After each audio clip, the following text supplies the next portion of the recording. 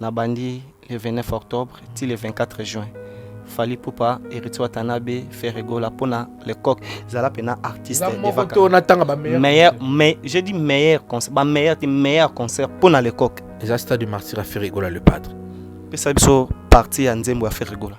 Angana koma konyo kamangana koma kosambu sanzoto ngai mobali kitoko bwe na koma mongama ya bato tongo ngana bimaka na ndako bato bayebingana kei koluka zokara kende kikosenga kozonga na butu na mpamba bato batielaki Ferregola libaya parmi bango bato mosusu babeta mpe stade onga na obeta na Kikwit bakoma même pas na 20 personnes. Ils ont combien de places assises? Ils ont 60 000 places. 60 000 places. Banan babeta stade wana tangi pso ba mission ba. Pour ngana o aider yo. So ngana beti stade à Kikwit le 30 juillet. Na oya pe pona corriger sous municipal wana. Municipal ouais. Oh Masina. Mais attends un peu. Zela. Yango bino mo le saya ba na TV, grand frère, tout ça. Je reviens. Donc si nous avons bien compris aujourd'hui, moto yo leki au bika beta stade au yo qui beta là le 30 juin. Le 30 juillet à Kokisa 20 000 personnes. C'est Didier Lacoste. Ah comme même pas pour ngai stade de Martyr à Ferregola stade de Martyr à Bou Pia. Donc à clôturer le stade de Martyr à Pessi sous kana devoir. Badinga omoni makambo ngai nazalaka révolutionnaire. C'est-à-dire j'aime pas trop bato balinga ko contredire baninga ko tcha baninga kal. C'est-à-dire moninga zo beta stade de la Martyr. Vous comprenez? Yo tche le point de shit mon pour caler. Vous comprenez? Et ça la bien dit. Tant que ba humain. Au moins même à bato les environs baninga monsieur ba pays africain. Ba otala mais ça c'est quel genre de pays? Ça c'est quel genre des artistes? Il y a 2 mois passés. 2 mois ne ko quitter mais ba 2 mois. Wana ezala ina stade betamité. Mais na prophétisaka na lobaka stade ya Ferregola ozala stade à Bou Pia. C'est-à-dire ozala stade où ya clôturer ba stade tout. Oui, c'est vrai. Beta na spectacle sur tous les plans. Bato bakoma kotuna ngai yango utaka wapi nalobaka na bango nazali mozangi. Stade ya Ferregola le padre concert na d'abord Betamina Moui 15h30 à Mathieu Podium. Concert Betamina Moui. On se comprend là. 1 de 2 et bato ba kufiti 2 3 bato na bato bango ba se sécurisaki. Vous comprenez? Ça dit bato toke kiri to yembi to bini to bandi obima to ozonga bato ba ya obina ti bazongi na baka. Donc concert est na Martyr mais na ba quartier concert est continué. Voilà. Bato ba ya na baloinga. 3 musique kunga. Comprendre? Voilà. Jésus des nuances. Jésus kunga les alaki au rendez-vous. 4 tala musicien beti na sponsor Nzambe des sponsors na misalema te. Vous comprenez? Nzambe des sponsors. Ah voilà. Donc ça dit sur tous les plans et ça concerne moko bato babeta na bango ba stade de Martyr. Voilà. Oui, et beta maki peut bien. Il est pas en ligne mais à Ferregola nous avons eu voilà l'occasion cette occasion là. Oui, c'est bien. Et laisser boyo ke ndapi. Ba parler de sport ba jouer na ba beta. Ah puis fallait pour pas zong c'est biso ba concert na Europe bino na génération na bino ndo tsholo ba fallait pour pas za la déjà wana et pour na robeta concert nous arena. Ya ma beta. C'est le Congo qui gagne. Ya ma beta. Vous comprenez? Tant Ferregola beta a débordé stade de Martyr. Ça a Congo te gagné. Et viens à Adolphe avant comme pire petit, pire vieille vient à Bissou on a pas ngai pendant pas avé. Voilà. Azalaki déjà na Ferregola le padre papa Hervé. Oui, tu sais comme ça mon autant comme Didier Lacoste autant le repère sa grand frère nombre. Grand frère no bandondo eh bien. Na ça problème na eta. Mais des sons, on a un problème là eh. Mais des sons. Na zone sa question ana. Lacoste a tourné tout na terre. Asa la binoni. Bana komara na mbongo na vie, patron na bino né de la famille. Boyokele mtema. Yeni mutazana clé à stade de Martyr. Vous comprenez? Ça dit 21 nazalo rola à télémasco des mesures à télémi wana so hôtel bino at bobeta stade de Martyr. Ce que il va de la forêt lobby que yepona yi amoni yemoko vient biso sauver papa chéri amoni Ferregola le padre bon ma bezabi susi komi kosala ngai pasi mingi na motema makani saison yala ngai nakende kosimba takisi bongo nga nazali komona kisi ezali na ntina moko te nakolela epai ya nzambe oyo umelaka. Voilà. Merci beaucoup, merci. Lui, c'est les coqs chantent. Tozande awa Viron Nzambi Nkumu Africa TV Monanze Bolanda Ezaka moko Nkumu Africa TV. Bon s'abonner bele. Merci à la population, abonnez-vous dans Nkumu Africa télévision Kitoko. Voilà ma vérité. Nkumu Africa TV. Bon s'abonner massivement. Bonjour, bonsoir, soyez les bienvenus partout au monde. Vous avez ébélé pour notre émission toujours 100% star. Vous avez présenté par Dieu merci Mbadinga. Comme je l'ai dit toujours, actualité nous oblige d'être là. S'il y a quelque chose à dire, nous avons une équipe Mobimba. Tous à la rame pour nous faire toujours information en temps réel. Mais il y a un bateau, ça là qui Mbadinga se retrouve à l'endroit avant. Merci à notre sponsor officiel. Lui, c'est Fabrice qui t'envoie. Parking à Badjogo de Pafru d'ici. Merci d'être avec nous. Merci à Canon Loubat qui statue de la liberté des États-Unis d'Amérique. Nous parlons toujours de elle, Arlette Maguema, espoir de la jeunesse depuis Paris. Je viens de le dire, Atolten nous oblige d'être avec lui aujourd'hui. Artiste et musicien, chanteur, on peut dire aussi parolier, ancien du groupe Wege Musique en Maison-Mère de son excellence Nyama Makana Weranson. Mais les lopé accompagnant qui était au papa Boti, yo pe fo bimoti kana papa Kenda, asala o le lobi soutenir de carrière solo, ay vola na groupe na non seulement groupe d'accompagnement, et la groupe d'accompagnement y ezala na combo, ezala te ke bo ya bo beta bo kende lobi bo benga ba msusteye pena 5 ans ngoyo, asala la même groupe wana nani les coqs chantent. J'espère que vous avez aimé ce ba image comme la no ça. Merci à Montréal, grâce à lui que vous voyez cette image. Merci à Viron Nzambi Chitakis, na yende lo bozo ba image comme la bi. Non, je viens de le dire, il est là avec nous, à qui je dis bonsoir. Bonsoir, Dieu merci Mbadinga. Bonsoir Naba Internet tout. Voilà. Bonsoir Batutu Bawalanda Bisoka. Voilà. Oui, toi ba monu ba waouh. Dieu merci Mbadinga. Abi parolier, abi chanteur, mais finalement assurance ni na opesa biso, il est là. Malheureusement, Dieu merci Mbadinga le bara oui, c'est pas ça en la caméra. Pendant ben pression na auto à 100% star et en 2022 2023 awa tozoni susu n'est-ce pas ça un mois to kuta susu ba pression na. Non, ben impression d'abord ils ont plaisir parce que moi Moussa les autres normalement, ben information, actualité est tellement énorme et puis voilà Moussa les Salima vraiment très bien. Dieu merci à ça toujours. On attend et puis azo a bien information réelle puis la source quoi. Donc impression ils ont plaisir à trop par rapport à l'évolution de part et d'autre dans le monde makambe qui kitoko. Makamwe Kitoko, je viens de le dire au début, ancien du groupe Wenge Musique à Maison, ben un bateau ba coûter une première fois, tant on a le bi wabi na Wenge Musique à Maison, mais le coq à Salani Mbadinga a compté plus de 3 ans na Wenge Musique, photo compto déjà ya wana. Oui, bien sûr, plus de 3 ans compté mais plus de 5 ans parce que na Wenge Musique à Maison on a 8 ans nanga, ou puis Salima ndingwana, ils ont moto ozong sa suba koni na zambati. Non, minute tout le belaming les coqs chantent mais Wenge Musique à Maison il y a papa sur le roi de la forêt, on est anda kunabiso que je salue, le big boss. Puis c'est bambota trop quoi. Donc voilà, Wenge Musique à Maison Mère, ils ont parcours. Vous avez biso toujours bana wote to wanganaka, ate simba kiti, to wanganaka te, to le bara toujours où est important pour na kozala bien na ba fanatique tout, puis na ba viena biso tout quoi. Voilà.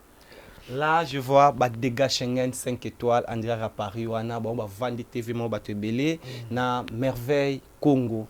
Tant le biboye en tout cas surtout lingara yo mingi pour sauter ba commentaire au le ba mingi vérité, yo ndi marqué et simbate na maison même et en a difficulté mo le artiste mi c'est bon ndimara. Bolobara les présents, botala mingi les passé, so les a malam dozo bete mais yo, qu'est-ce qui fait que lelo aux la reconnaissance au na télévision que et simbate na maison. Quand Ndenge Simba na maison mère, je suis le seul artiste où habita les coqs chantent ensemble. Voilà.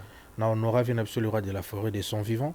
Quand Ndenge Simba il a appelé le seul artiste où on a debi, tant on a seul album à Liboso, on a remettre le roi de la forêt CD.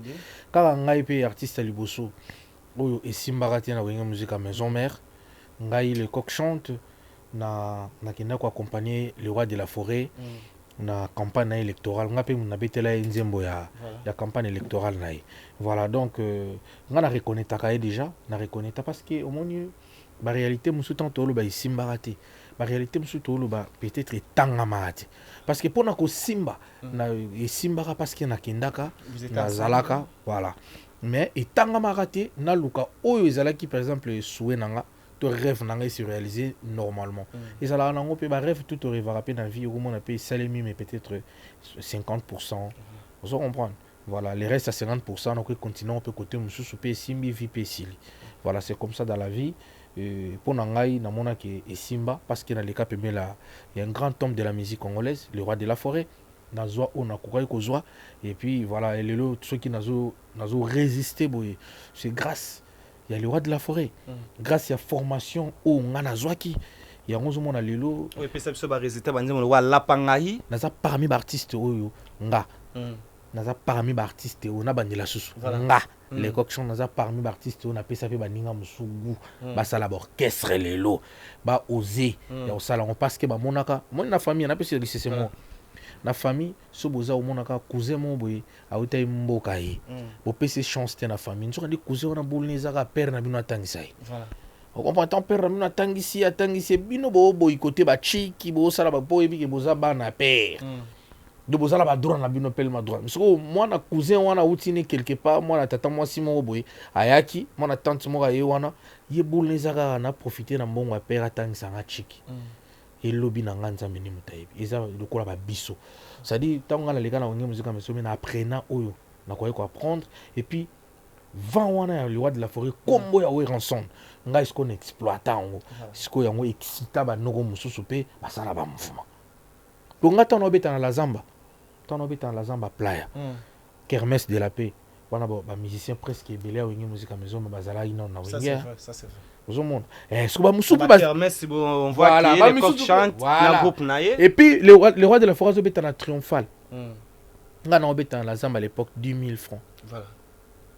Na souka nango pena bo plein à craquer et puis nazo kita na podium bo mona héritier watanabe et boaloté pavarouti wana bazana na wengi musique maison bango kandi bazana ko encourager nga voilà ah les coqs simbi ah les coqs ikaka mpiko so landi na tant héritier betaki stade de martyr na ye tant na soutenir qui na stade de martyr na ye et na lobaka l'autre fois à la zamba monsieur le chanteur m'avait dit. OK. Vous comprenez? C'est-à-dire malobo ya lobananga na tikala na ngovi nanga mobimba. Pourquoi alobananga l'écoque tu as osé et puis simbi kovanda boye na ndako oyo peut-être oyaki na wengi musique à maison mais batu mususu ba fanatique mususu batu mususu bazako zo vision neti ba comprendre ki yo bien té mais lelo ba découvrir yo le roi de la forêt peso sous chance yo beta na la zamba playa batu ba découvrir yo ba comprendre que fallait ba soutenir yo. Vous comprenez? Donc salama kambozo sala ngoka bien au mon résultat non et voilà donc nga pe na pesa batebele goût ya osala pe ba mouvement voilà ba benga pe ba leader quoi voilà comme on dit mutamie ba oyaza so miyebi muta arolobela yo te vraiment mabe attend que yo miyebi fa interpréter ozo le coq ocho lobelo mo bien o pesa ba ninge belé idée ya okoma lelo ba président o lelo ça fait combien de temps ba no comme président groupe? Ah, ça fait 10 ans. Parce que depuis 2013, voilà. 2023, c'est 10 ans. Vous comprenez? 10 ans. Voilà. Villanova pe maestro Fab auto fêté 10e année nae Villanova pe 10 ans de à peu près binom balé. À peu près bisomi balé dans le sens que Fabrice il y a longwa moi avant. Ça light music. Voilà, longwa avant bango bazwa chanson nga na zwakati. Voilà. Vous mona ba maestro bazwa chanson nga na zwakati tout ça rina bango parce que bango ba okutanga na makamba idolja wenge. Et bango bazu bomoni za destina mutwa mutwa mutwa na orientation na enza meninga orienté ki makamuni ninge ozalela pour moi batum soupe ro kembango kimimbango par exemple exemple pas bazo na ninga faute mutum soupe père de quoi et de qui alors yango na lobi non na lobi très bien bato bazo na ninga mabete parce qu'il y a des gens au ba interpréter makam na ninga bango voilà bango wana ni na olobela ya on a dit que bato wana bo bank c'est non ah est-ce que bango ba pesi un souffle de vie totalement zakati nanga ba batiaki je ne crois pas c'est-à-dire oh ils important ils a que mutum super ko kimambango kimimbango ngana yana ngaka malembe to kutani place yo lembi zo pema ngana yo kuta to continuer chemin voilà ils en a sens wana. Lelo on est dans tout le bawa nous parlons du groupe Wengi Musique Maison Mère tout ça on a lelo au banda carrière solo na yo premier album na yo ezaki signe de temps premier album na signe de temps ba ya zozo ya zozo atekilo pangwe asombi dessin isete ke kobula brusquement isali accident et comme na quartier sokolinga soma motuka tuna ya zozo voilà ba ya zozo ba marché Koweït ba un mémoire Vous comprenez? Un mémoire, défaut de charge. Il y a aussi des featuring et ça la main. Si il y a des featuring, tout ça là qui n'a des plics pour ma nuance. Et puis na Fabrice tout ça là featuring dans une campagne 20 Sony. Les amis le mot fallait tout bander là pour te au salon on a l'album Sun des temps, mais il y avait un petit contretemps par rapport au programme à Maestro et puis na makam na pe coïncida qui que moi mutu na mutu azala na mo ba calendrier na e. Voilà, c'est un peu ça. Featuring des plics pomba au pe bimaka. Ouais, bimaka lapanga. Lapanga iku ntolingana na bolingo ya vrai zala pempiaka bilena bisolamu puisque mabongani zabolwa koti bolingo okoma kofinga koimili ngai partout na bondela yo bono koyoka ngai lelo kutinga na moto lingo salazwa lapanga iku on est à lapanga tout ça là featuring on a des plics pour ma nuance il est tellement kitoko on appelle ça album single turé na quatre album Sun des temps. Lelo oyo oza musicien, si nous parlons de son excellence Ngama Makana Ranson, un grand formateur. Bien sûr. C'est que yo pe comme ozaki na ye, lelo oyo ozaki temps ya koyemba na déplique pomba oza collègue no ya groupe wenge musique maison en place bozaki artistiquement. Elo ni no gagna na nzembo wana rendez-vous on peut dire raconte on a une déplique na kata studio en tant que musicien. D'abord déplique pomba c'est un artiste très talentueux. Azala ba talent yebele et on a nazwa pena ba nazwa nuance. C'est-à-dire na bénéficier na nuance et déplique pomba nuance na participation na kata nzembo na lapanga. Voilà et puis il faut que nous plus loin encore les qui demandent à fanatique parce que là qui n'a pas la panga on a c'est que bon ça là on a des plics pour ma nuance et puis ça et puis pour les moi challenge mon co to lancer qui et puis ba pona qui bon des plics oui mana nzembo et puis to on a facilité tant me proposer bien sûr nous sommes des artistes mon frère moni tous les artistes à Congo. Il y a aussi des cales, vous êtes des artistes, mais aussi des cales, ça se voit pas. Ça se voit, tu vivre en abîme, tu vois, comment moi, c'est pas ça. D'abord, personnellement, j'ai un problème d'artiste, on se comprend. Moi, je suis mais artistiquement, physiquement, on comprend. Spirituellement, j'ai un problème d'artiste, alors, on a quitté à quoi bon, voilà, donc, on a un de plique. Oui. Avant tout, comme on a maramba qui quitte, tout ça n'a pas tout ciment, donc le 30 juin déjà, où il y a lobby, tout ça la sortie à clip et à générique nabiso, le tout coup de sortie mondiale, ils ont lobby déjà le 30 juin vendredi, le 30 juin, la plateforme, il y a téléchargement, la télévision locaux, déjà et puis partout, même na à niveau télévision internationale tout aujourd'hui déjà parce qu'ils ont la plateforme déjà dès ce soir déjà ils ont déjà que les mais déjà na kinpe déjà et comment les capons on s'annoncer déjà que makambo ya le tout que vous allez bien le clip là est déjà disponible pourquoi non excusez pourquoi titre dans le tout et là c'est non nini parce que le tout que là c'est mabina mboka le tout qui mboka non mais ça dit quoi tozongi si bato na système ancestral biso tu to utamboka lelo o nyoso to sala oyo barrière parent na biso si basalaka ngo biso siko to moderniser ngo le to sala on a lelo neto loba mais makambo nyoso du nouveau ezati alors tozongi sa mo bato na système ancestral on comprend le tuku yango eboti le stade voilà vous comprenez le tuku yango eboti stade lelo on comprend ça dit musique qui mabina mboka eza tozo bina. Ils ont générique, ils ont le tuku, ils ont des aspects. Tout ça le tuku purement afro et puis tout ça le tuku original ancestral. Non. O ebima qui déjà, o ebima qui audio les premiers mais ils ont le tuku afro. Clip nangonde yango obima lobby. Voilà, o wana obima plus tard. Mais beaucoup plus ils ont le tuku afro. Ndi o toujours le bel clip obima lobby. Lelo oyo bato yo ba tala biso à part na chaîne à part la chaîne de Tobi na pas partenaire yo moko wana chaîne YouTube o bato ba tala biso ba ko taba s'abonner ou batalango bien sûr na chaîne nanga moko d'abord ko bimela na chaîne nanga moko et bimela na chaîne nanga moko bien sûr et bimela na chaîne nanga moko do bato tout ba na besoin o tala en exclusivité clip à Lutuku ils ont les coq chante TV. OK. Ba s'abonner, ba liker, ba commenter, ba partager na chaîne nanga YouTube betika les coq chante TV bon mon clip à Lutuku ils a déjà voilà par rapport voilà donc Obima très bien à préciser et Obima la bouton à partir déjà 1h voilà. Et vous allez disponible Donc la chaîne dans YouTube Les Coq Chante TV. Vous s'abonner, vous partager, puis vous liker, vous commenter et vous allez bien.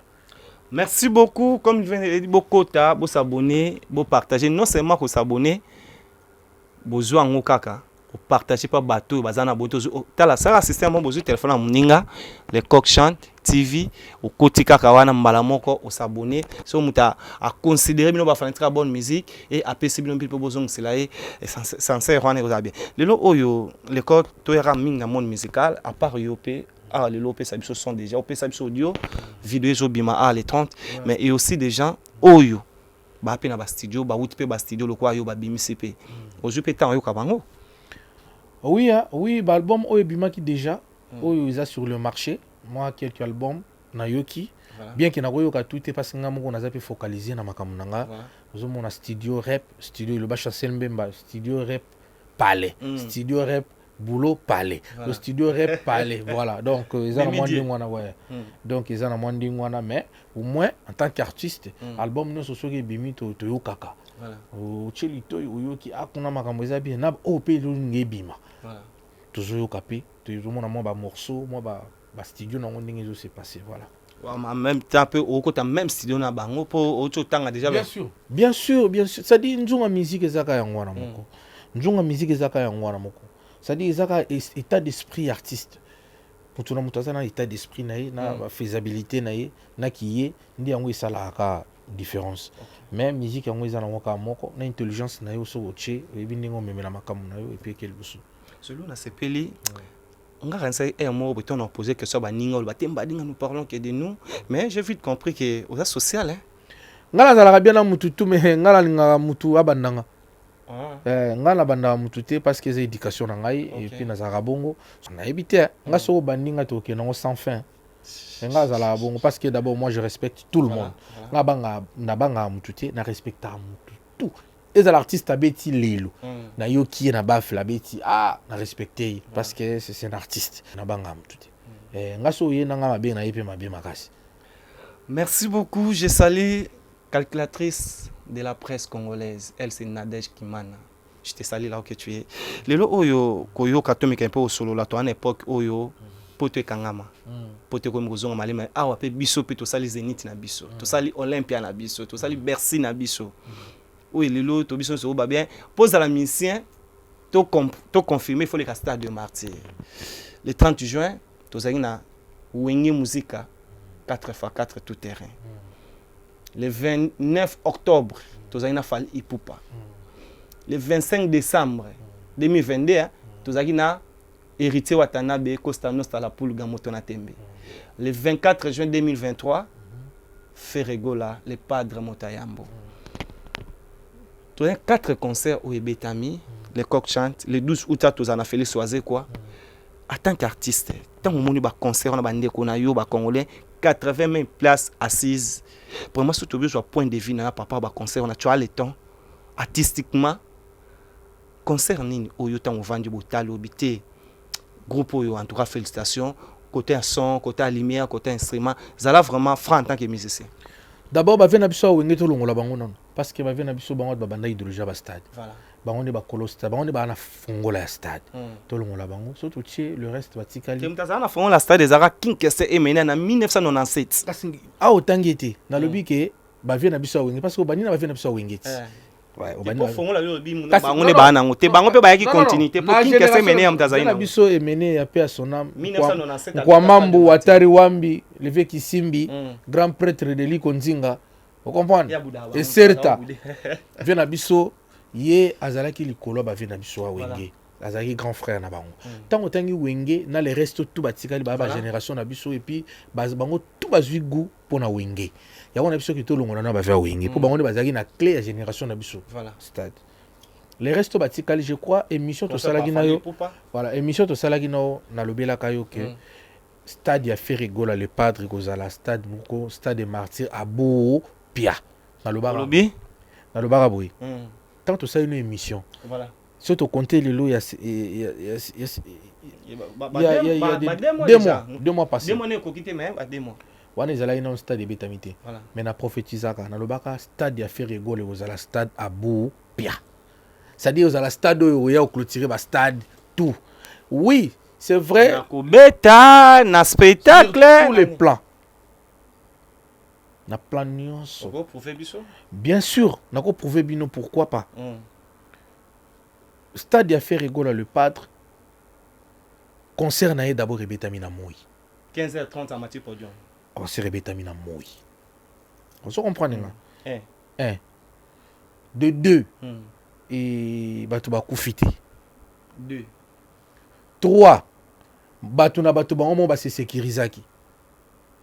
Vous comprenez? Ça dit batu toke kiri to yembi to bini to bandi obima to ozonga batu ba ya obina. Ti bazongi na baka. Donc concert est signé na martyr mais na ba quartier concert est continué. Voilà. Batu ba ya na ba loinga. 3. Musique. Kunga. Comprendre? Voilà. Jésus des nuances. Jésus. Kunga. Les alaki au rendez-vous. 4. Tala musicien beti na sponsor en Nzambe. Nzambe des sponsors. Na misalema de. Vous comprenez? Voilà. Nzambe des sponsors. Ah, voilà. Donc, ça dit sur tous les plans, ils ont concert moko. Bah, tu m'as bêta na bango ba stade de martyr. Voilà. Oui, et bêta magi peut bien. Et t'as pas en ligne, mais à faire rigolo là, nous avons eu. Voilà l'occasion, cette occasion-là. Oui, c'est bien. Parce que au moni, Jésus a Jésus. Tant moi, Nzamba bota makaba, makam bibi makai belé. Au monde, on a joué dans le éclipse solaire, le collaboré. Voilà, donc, pour nous, Sabino qui il y a à côté de stade de martyr, on a tongo, la clip à vita imana. Donc, à côté de stade de martyr, tongo. Donc, voilà, fallait ça les makandi. On a coup de chapeau à l'artiste Ferrigo, la moto Ayambo, le padre. En tout cas, ils appellent bongo. Voilà. Pour nangai stade de martyr à Ferrigo, là, ils stade de martyr à Bou Pia. Donc, à clôturer le stade de martyr. Après, si sous Canada devoir, il y a un moni biso. En tant que Wengemen. Voilà.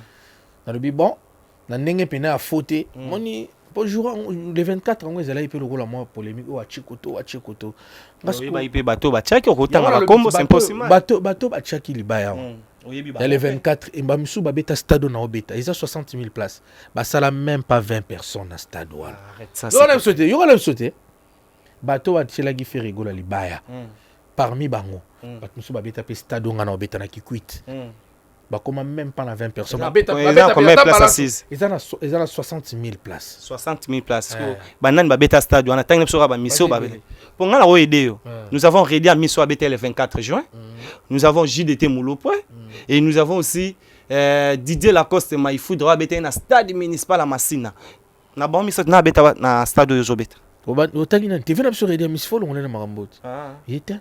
Tu as vu bateau Abeta jour. Surtout bon, tu traînes à Wingé. Il y en a seul au moment. C'est un Betty stade à Kikwit. Le 30 juillet. On a eu pour corriger sous municipal. Municipal, ouais. Oh, Massina. Mais attends un peu. Zéla. Il y a un peu de ça, il y a un TV, grand frère, tout ça. Je reviens. Donc, si nous avons bien compris aujourd'hui, nous avons JDT Moulopé. JDT na carrière, na isa beta na bandundu. Je pense pas na groupe na. Quand na wenge, na ibi peut-être soit kendara. Tous na Didier Lacoste ou akoma ko beta nga zozonga. Donc, ça tu comprends bien.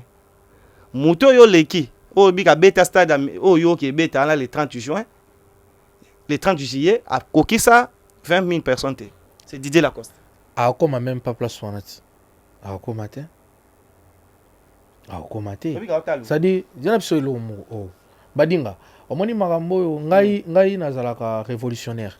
Ça dit, j'aime pas trop bateau balinga ko contredire baninga ko tcha baninga kal. Ça dit, moninga zo beta stade de la martyr. Vous comprenez? Yo tché le point de shit mo pour caler. Vous comprenez? Et ça l'a bien dit. Tant que baïmé. Au moins, même à table les environs, baninga monsieur, pays africain. Mais ça, c'est quel genre de pays? Ça, c'est quel genre des artistes? Vous comprenez? Tout le monde a. Kendata Angola Pamba. Artiste moi azobeta no mona tous les artistes va soutenir il y a concert mo bango. Mais o ya biso na Kinshasa c'est comme o alinga beta bo. Héritier alinga beta a bino botieli héritier libaya ko. Faire rigolo alinga beta bino botieli faire rigolo libaya ko. Non, ego za la peine ndingona te biso sikoyo na génération na biso ne to subir marambona. Yango moni nga en tant que révolutionnaire de la bonne musique. Na télémi na lobby na ke beta concert na Kikwit. Na bande on a Kikwit place oyo ya beta rapé à kokate. Nga siko na bandi kuna. Vous comprenez? Na bandi kuna 60 000 places après na Massina. Masina pe ekozala ba décembre 2024 2023 dans le stade de Martyr. Donc yo pour ya stade de Martyr so ya beti. mais stade de Martyr ça pour ba Congolais. Stade de Martyr ça pour ba Congolais. Ya le gars obetango. Et ça problème te. Ils ont ma auto 17. Ko betango beti bien auto ici. Ils étaient conseil mo bimozo beto bandi boka no rabatu. Oboka musicien o mabe. Oboka musicien o mabe. Il y a un répertoire dédicace à mabete ayemba bandi mona ça la succès na ça. Oui, bien sûr. Toboita. Tout le monde a pris banda ko muso moni ba ko maka cheme chambo pe azalaka pe akufa na epekala. So yo ngwana akufa. Ah, mais succès kindat. Ebiti. So na succès kenda. Ah, na lobi na ngaka succès kindat. Merci beaucoup, lui c'est le coq chante. En tout cas, ils ont bien qu'on a invité. Oyo, bon, c'est comprendre. Depuis que tu belé, tu as vendu TV, bon, tu belé. À Fallon, Shirlène et Longa, appel code depuis Paris. À Patricia Castagné, la française. Bana barana, Dieu merci, Mbadinga. Le coq, tu me un au solo là, au solo bas, ou à souti bino wenge. Tout le monde a sorti médiatique qui a son excellence Ngama Makana Ranson, a tourné mission Lelo Oyona des Ouang fils de l'homme. Oyo ba dire ya président Ranson, bat musu ba sepel nango te, bat musu ba sepel nango na classement na ye na bateau ba beta stade de Martyr. Bateau batondi sa bateau abandi no yemro numéro 1, deuxième Jibin Piana, troisième Ferrego là, quatrième na ya faire monité, cinquième à faire monité, ya bango à monité abi po na ye basui ka misa to ne ba respecter ba norme ya stade de Martyr, o ba te belé ba bi on était là avec Fally Poupa, nous avons vu des images, Kofi Olomide, o alinga ka yo kata que soit Kofi te et ba te belé ba critiquer yo za moko ya wenge, o yebi pe ndenge ba kota stade de Martyr. Son essence ngama ngada wena sol pour avoir raison, ya ko classer bateau ya classé wana et aboyi ba misusu. Les rois de la forêt en a pleinement raison. Lobby, les coq. Les rois de la forêt en a raison. Parce que Ezama Lobo, le roi de la forêt, lobby. On se comprend. Voilà. Donc, c'est-à-dire, on a la contredire, on a été. Bon, surtout 5 classements na yo, on a maloba na. J'en ai absolument. Parce que il y a une clé à stade de Martyr. On se comprend. C'est-à-dire, 20 ans, alors là, à Télémasco. À Télémi, on a ce qu'on a la bino à Bobeta stade de Martyr. Ce que le roi de la forêt lobby que yé pona yé amoni yé moko vient à sauver papa chéri amoni Ferrego les padres bon ma bezabi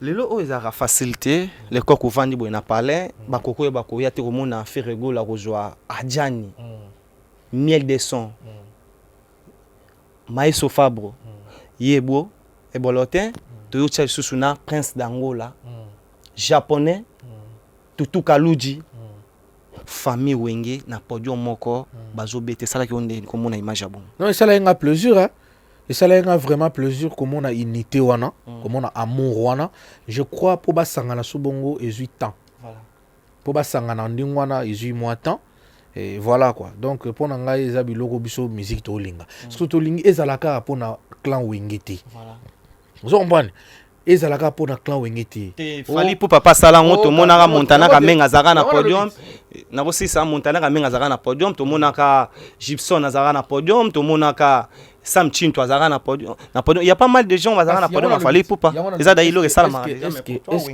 est-ce que na Congo mobimba o ezaka na deux groupes esalema o ezaka quartier latin na wenga musique maison mère hein unité wana ceux qui quartier la temba isalema kindi wana ceux qui wenga musique isalema kindi wana kasi bokese ba culture pays viezali bokese zebele unité wana pe tous na besoin to mona bango pe ba oya c'est-à-dire unité wana ezalaka ate na ba podium wana ya stade de Martyr po ba tutu bazana chance ba beta stade de Martyr te mais ezala pe tozala nango na esprit ya union wana on se comprend moninga msupa ko beta village etemba ba tupe ba ke ba soutenir tous les gars dans stade de Martyr moninga msupa ko zala obeta côté mo boy boki pe bo soutenir vous on soutien wana ezala kakate pour na stade de Martyr ezala pena soutien mo pena ke bon moninga osala album na ba tout ba poster ba tout ba PC force vous comprenez c'est comme ça to sala ba millionnaire na Congo c'est comme ça to sala ba grand artiste na comprenez le mo ke na Congo ba balinga relève te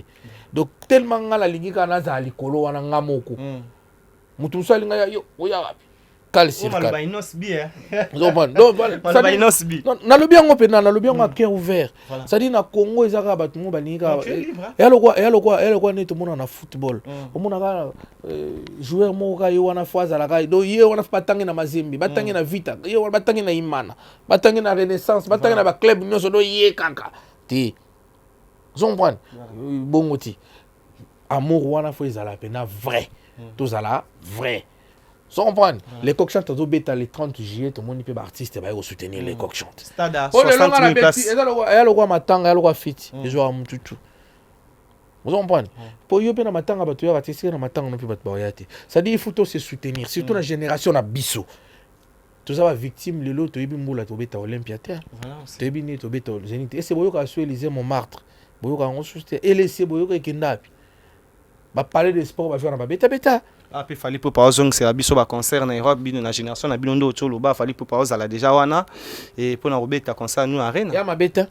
c'est le Congo qui gagne ya ma beta vous comprenez tant fait rigoler la beta à déborder stade de Martyrs ça Congo me gagné voilà vous comprenez voilà donc tout oiseau beta na combo ya aza congolais ngapona ngana jitaka ba flair na kumisaka soki mutasale lo malamu vous comprenez soki mutasale lo malamu to beteli maboko to komisi nzembo mino zela ya makasi ya faire rigola na banzembo na oyo ka été na stade de Martyrs en tout cas nenga la pensée c'est comme si tant les padres ça la programme ne nazala yon oh donc c'est-à-dire et tomba pena ke na vandi na yo ki pena na répertoire wana façon si batona pepe mama do pende donde vous comprenez c'est-à-dire fallait zalaka ni fallait zalaka ni moni tant on a lobara ke ba meilleur chanteur il faut ba ko interpréter ça c'est bon et lelo plus loin encore et comme tina album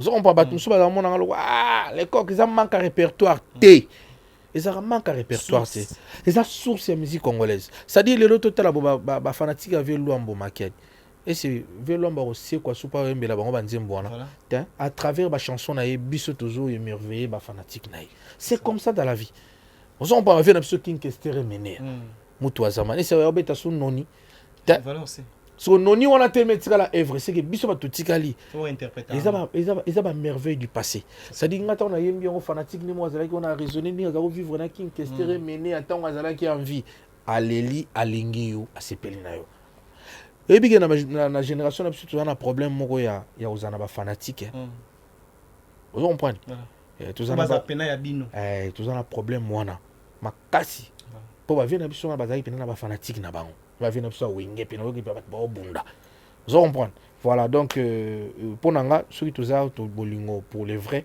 et aux ala bien voilà meilleur concert na 3 concerts au Betami na bandi le 29 octobre till le 24 juin Fally Ipupa Héritier Watanabe faire rigola pona les coq zala pena artiste de meilleur mais j'ai dit meilleur concert meilleur concert pona les coq. Bon, wana ochanga équation pour nini parce que mutu mutazana ba critères na yo ya betaki tena bana misu nona matoi na yo voilà instrument lumière meilleur concert pour na yo bon meilleur concert de l'année pour nanga 2023 voilà. Et ça stade de Martyrs à faire rigola le padre pesa biso partie ya nzembo à faire rigola na yemba oui angana koma konyo kamangana koma kosambwisa nzoto ngai mobali kitoko boye na koma mongama ya bato tongo ngana bimaka na ndako bato bayebi ngana kei koluka zoka nakendeki kosenga kozonga na butu na mpamba bato bakoma kotuna ngai yango eutaka wapi nalobaka na bango nazali mozangi susi ekomi kosala ngai pasi mingi na motema makanisi ezoyela ngai nakende kosimba takisi bongo nga nazali komona kisi ezali na ntina moko te nakolela epai ya Nzambe oyo umelaka. Voilà. Merci beaucoup, merci. Lui c'est les coqs chantent avec lui, c'est toujours comme ça.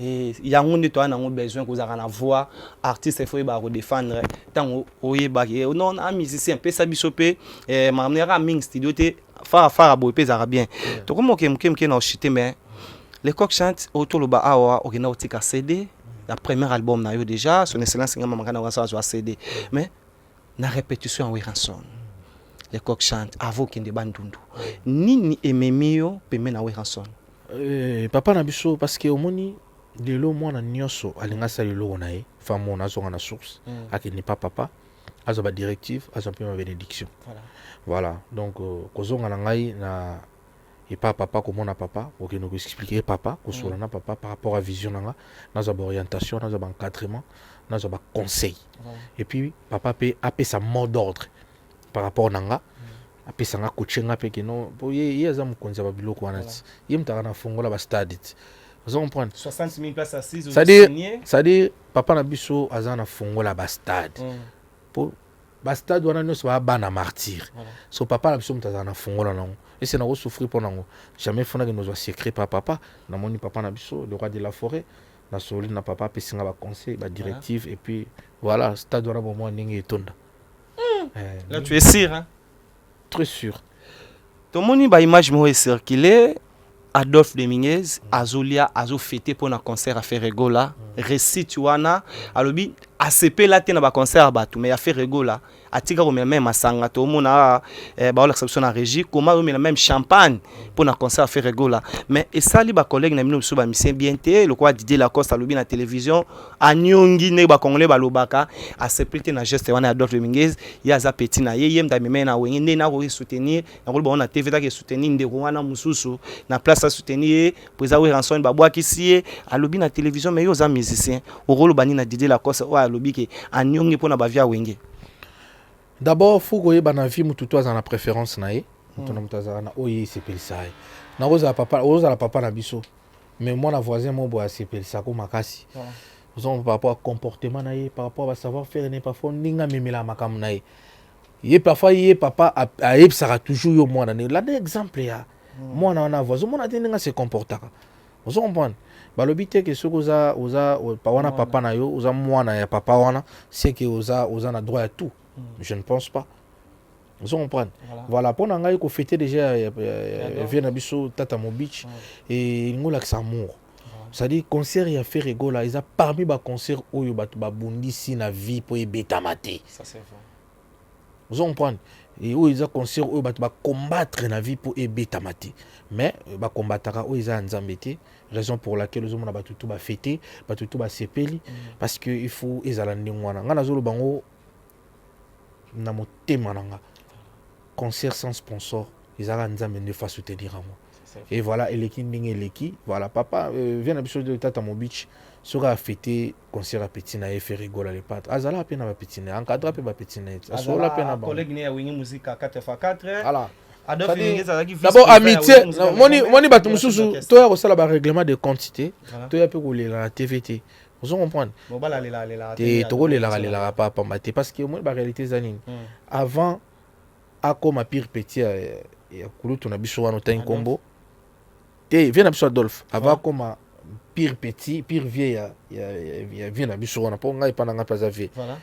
Azalari déjà, n'a fait rigoler le pas de papa Hervé.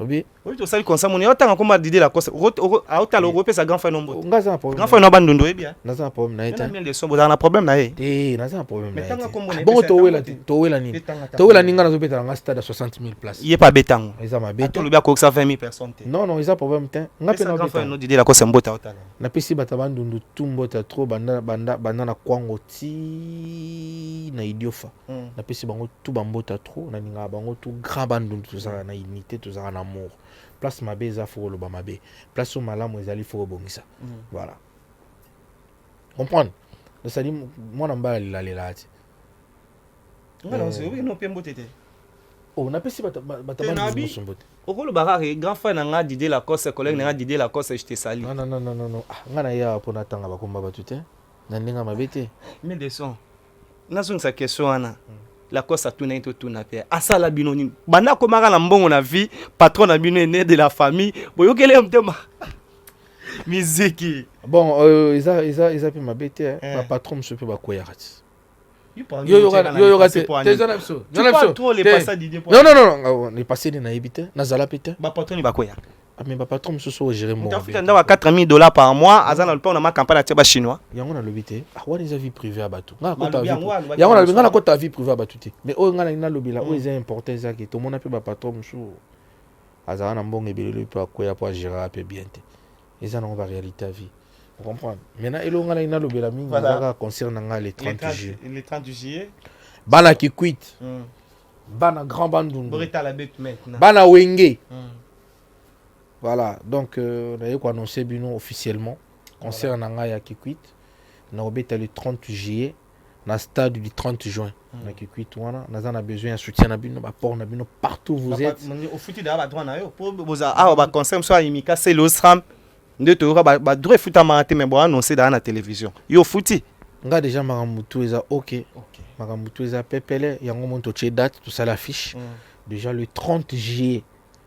Bana Kikwit, Bako Sabino, événement Zaka Moko. Le 30 juillet, puis invité surprise Bazali. Mais c'est Kikwit, c'est Congo. Moins de 4 heures du temps au comité. Voilà. C'est-à-dire invité surprise Bazali pour la première fois. Bon, mon abon en Bokawana. Bah, il y a un matapé podium, tu es manabon. C'est-à-dire surprise Bazali, Bana Kikwit, bah, Gaulois tout, bah, Wengemen tout. Dans la maison mère, le coq chante à Obeta, dans le stade Wana qui quitte le 30 juin, Obeta le 30 juillet, dans Ozalawana, à partir déjà 8h30, ouverture à la porte, Makambutu. Vous êtes habillé? Bien sûr, tous ces billets 3000 francs, VIP $50. Voilà. Donc, Nabandundu $50, les coqs. Ah, il y a tout tika. Je vais l'absoluer. Badinga. Bandundu $50. Mais Bandundu ils ont la Congo. Ils ont la Congo, mais pauvres. $50. Oui, bien sûr. Papa social. Moutoulogo la courage ma couloir sacré. Arosomba 50 billets, 500 billets, 300 billets. Moutoulogo la Jean-Jacques qui Panorama Média. Le directeur Jean-Jacques qui Panorama Média. Voilà.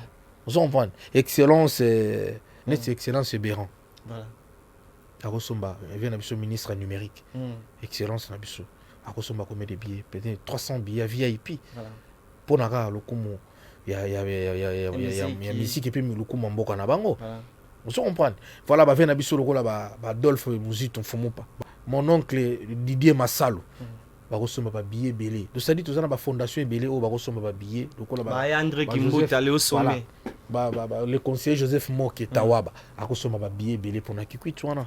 Bah ça tellement ébélé oyo. Bah ça là que concert il y a le 30 juillet et puis ça m'a kamunango.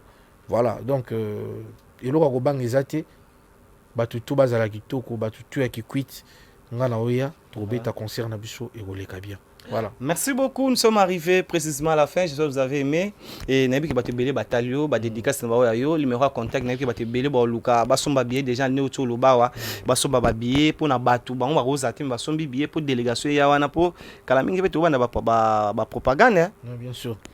D'abord pour na ba billet, ba vente ba billet plus 243 89 83 70 297 tant ba benga ba oyamba plus 243 89 83 70 297. Le temps ba benga ba oyamba qui de droit ou ba ko expliquer bango par rapport à billet net to vani boina vena ngai loko la prince mara manifeste toi. La Belgique voilà. Il y a déjà au son bata 70 billets VIP. Vous comprenez? Ça dit tout ça na bateau yo o ba ko beta lo boko na poche boy. Ba tete ndai maboko banque. Ba so ba combien de billets. Vous comprenez? Tout ça na bateau tellement ébélé o ba ko somba ba billets. Ba vena nga gilet wa ka Bavaria. Ba ko somba ba billets pour na bateau. To bateau base là de la bonne musique puis base là en conga puis base là spectacle. Merci beaucoup. Je salue Grâce Makola, la fabuleuse de la presse congolaise. Grâce Makola, je te salue. Merci beaucoup. Si vous avez aimé, merci à réalisateur Nangolilo. Grâce à moi, je connais à Viron Zamjitakis. Merci d'être avec Dieu. Merci Mbadinga. S'il y a quelque chose à dire, nous serons là pour vous dire. On se retrouve au prochain numéro Together. Tozande Awa, Viron Nzambi, Nkumu Africa TV. Mon entier, Bolanda. Ezaka moko. Kumu Africa TV. Vous s'abonnez, Merci à la population, abonnez-vous dans Kumu Africa télévision Kitoko. Vous allez voir ma vérité. Kumu Africa TV. Vous s'abonnez massivement. Baïbalingara Serge. Vous s'abonnez dans Kumu Africa TV. Cabinet cosmétologique Dr Guilain le Bourgeois. Zambé à l'opposo. Au combat qui la poso le quoi ya nyama, le kola ya nkewa, lo kese to pengando. Dr Guilain le Bourgeois azo zongi sa poso na o neti na film. Pour être très belle et naturelle, fréquentez Guilain le Bourgeois. J'ai ma taille. Et ma peau, mon secret, c'est Guilain le bourgeois. Dieu de la peau. Et Guilain le bourgeois, pouvoir à l'opposé. Oh, de vivre parce que pour ils ont besoin, ils ont fait place dans mon corps. Pour faire une benda beauté. Olingi benda benda beauté. On a la peau à bébé. On a vraiment la taille bien. Cabinet cosmétologique, docteur Guilain le bourgeois, une réponse potentielle à toutes les peaux malades.